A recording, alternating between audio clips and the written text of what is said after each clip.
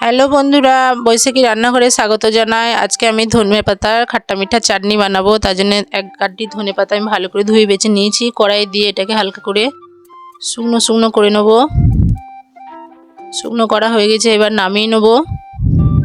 নামিয়ে ঠান্ডা করতে দেবো। ঠান্ডা করে মিক্সিতে পিষে নিতে হবে। এবার আমি তেঁতুল ভিজিয়ে রেখেছিলাম, তেঁতুলটা আমি মিক্সিতে আগে পিষে নিয়েছি, তোমাদেরকে দেখাতে পারলাম না। এবার এই তেঁতুলটার মধ্যে আমি কিছু শুকনো মশলা দিয়ে ভালো করে মাখিয়ে নেবো। যেমন দিলাম হলুদ গুঁড়ো 8 চামচ, লঙ্কা গুঁড়ো 8 চামচ, ধনে গুঁড়ো, জিরে গুঁড়ো, লবণ স্বাদ অনুসার দিয়ে ওটা আমি মাখিয়ে রেখে দিলাম। এবার আমি ধনে পাতাটা যেটা আমি ভালো করে নেড়ে ছেড়ে নিলাম, জল মরিয়ে ওইটা আমি মিক্সিতে পিষে নেবো। ঠান্ডা করতে দিয়েছিলাম, মিক্সিতে পিষা হয়ে গেছে। এবার আমি কড়া বসিয়ে গ্যাসটা জ্বালিয়ে দেবো। দিয়ে দিলাম পরিমাণ মতো তেল। তেলে দিয়ে দিলাম 10 থেকে 12 কোয়া রসুন, তেজপাতা, অল্প সর্ষে, একটা শুকনো লঙ্কা কেটে দিয়েছি, 2টো কাঁচা লঙ্কা দিয়ে ভালো করে ফোড়নটা ভেজে তেঁতুলে যে মশলা মাখিয়ে রেখেছিলাম ওটা দিয়ে 2 মিনিট ভালো করে নেড়ে চেড়ে আবার পেঁচা ধনে পাতাটা দিয়ে ভালো করে নেড়ে চেড়ে 5 থেকে 10 মিনিট ভালো করে কড়াই রান্না করে নিতে হবে। আস্তে আস্তে কালারটা চেঞ্জ হয়ে যাবে। ওপর দিয়ে দিয়ে দিলাম 2 চামচ চিনি, লবণ কম ছিল লবণ দিয়ে দিলাম।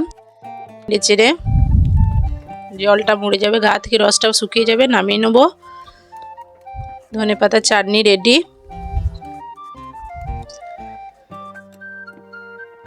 নামিয়ে নিয়ে এবার উপর দিয়ে একটা গরম তেল গরম করে দিয়ে দেবো। এতে চাটনিটা, ধনে পাতার চাটনিটা আরও ভালো লাগবে খেতে।